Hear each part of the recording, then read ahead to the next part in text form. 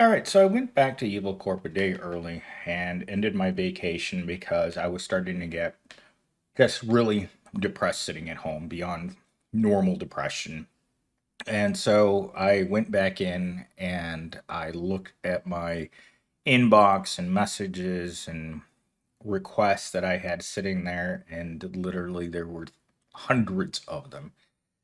But that's not what really bothered me. So at 10 a.m., I took a break and I went across the street to talk to the lady that runs the Mexican food restaurant. She's like, "Hey, Millennial Stame, how was your Thanksgiving?"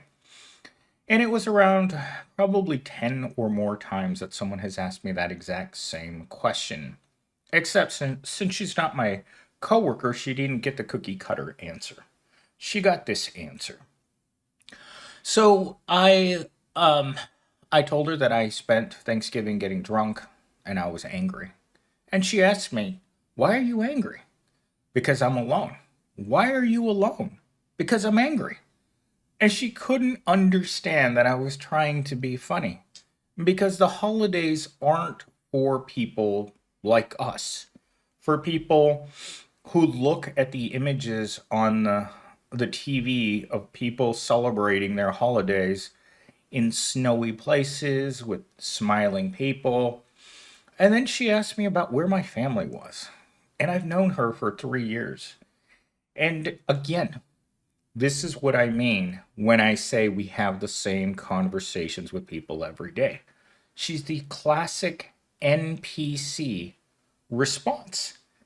She doesn't she doesn't obviously listen, or else she would have known that I've spent the last 3 years alone on Thanksgiving. And that it's just normal for me to be angry around the holidays. But in her world, with her kids and her extended family and her father, who happens to own the place that she's working at, that world doesn't exist to them. They don't understand when people don't have anything.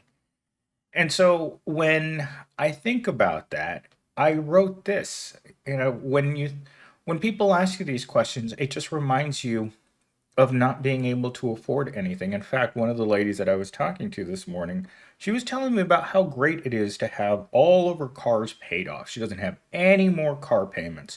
She's paid off all of her debt. She owns her own home, and she doesn't understand why someone like myself would be so broke. And towards the end of the conversation, I told her my Gen Zero is actually in the process of talking to his elderly father to let him move back home because he's come to the conclusion that he's never going to make it working here. He actually told me this. He's only a couple paychecks from being completely broke. And remember, this is a person that works 40 hours a week, or at least gets paid for 40 hours a week. And he's already come to that conclusion after just a couple months that what he's being paid isn't sufficient for him to survive. So, in the few months that he's worked for me, he's had to dip into his savings, ask his parents for money, and do everything that he can, except for the one thing I've told him he was going to have to do from the first day that he started working for me. You're going to have a second and third job. He flat out refuses. He believes that if you can't work 40 hours, then that's it. That's all he's willing to do. No more, no less. But that's the line he drew in the sand. And of course, that meant that he's financially destroyed by working full time. And so when I put that into Chat GPT this afternoon, I put this. One lady today told me she doesn't bother to take time off for vacation, which means that she's been maxed out on vacation time for 10 years while working for Evil Corp. And she doesn't take vacation because it reminds her that she doesn't have money to go on vacation.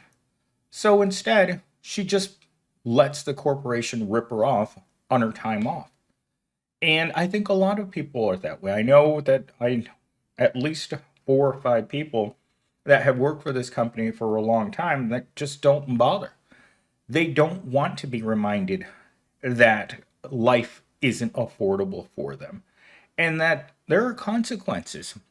for not being able to afford life. And when you can't afford something as simple as taking a vacation because you're living paycheck to paycheck, it is I guess, a double edged sword when people come back and they want to show you pictures of where they went and showing that they went to a beautiful beach or they went to Europe because let's face it, this one of the ladies that I talked to this morning is actually going on 3 vacations. The same lady that told me that she paid off all of her cars is going on 2 cruises this year and also she just got back from being in the UK. This isn't a normal person. Between her and her husband, she generates around $500,000 worth of salary per year. And she's one of those people that doesn't believe in working an hour more than she has to for that salary. So, with that said, let's get into my 3 talking points. Hopefully, we can get through these pretty quick.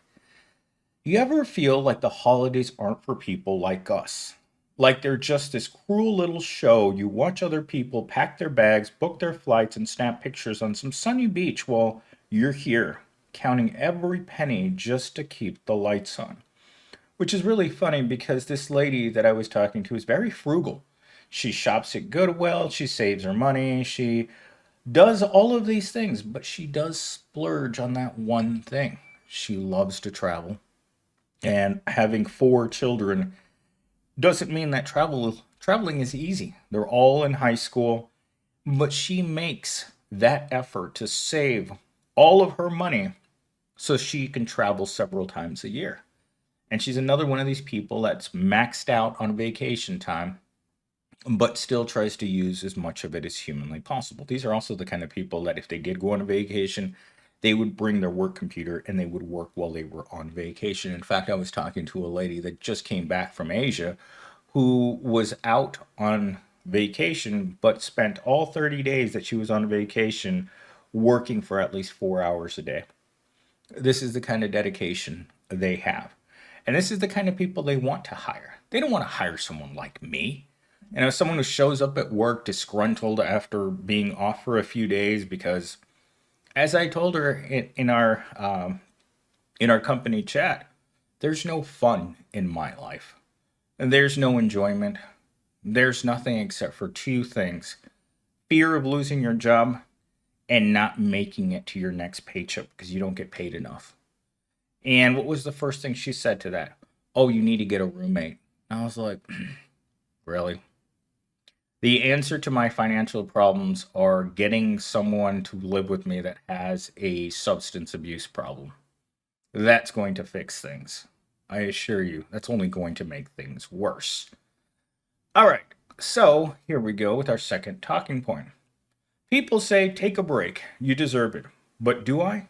Do I deserve a break when my bank account screams no louder than I ever could?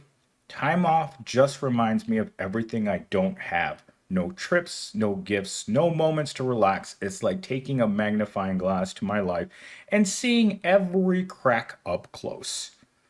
That's all of us right there. When you look at your life up close, and this is why I don't look at myself in the mirror in the morning because I don't want to see what I look like. I look like a person that's stressed out of his mind all the time, and a person that doesn't know what to do, like most of us. We're trapped in a world in which we're not exactly certain what we're supposed to be doing, but we're not doing something right, or else we wouldn't be here. And so you have to stop, look around you, and like the opening scene in this script, how decides to present the background. A woman sits stirring a coffee cup, staring out of the window, her voice somber yet reflective. That's how ChatGPT thinks poor people sit around pondering the big questions. So let's get to my final talking point, and then I have to get back to the grind. You know, they sell this dream that everyone gets to unplug and enjoy the season. But let me tell you, if your poor holidays aren't joyful, they're just days where you don't get paid. Days where you sit at home staring at the walls trying to forget the world outside. If I were to uh, To give you guys what my vacation was like in a nutshell, days where you sit at home staring at the walls. Also, lots of alcohol. That's what life is at the bottom. You sit around, you stare at the walls, the light comes in from the sun, the light goes out from the sun, and another day passed. This morning while I was driving to work, I looked at the odometer on my car and I thought, wow, that's really nice. It says 50,000. And that made me reflect on the internal odometer that all humans have. Despite where we're going, or when we get there, or how we get there, each one of us has an expiration date that, just like that odometer, is ticking every moment that we're alive. And every moment that I've been alive in my entire life has been the worst day of my life. And so when I look at that odometer and I think, you know what, tomorrow's going to be worse than today. And it won't get any better because I struggled to find another job. I still am waiting for a single call back from Indeed, which hasn't happened yet.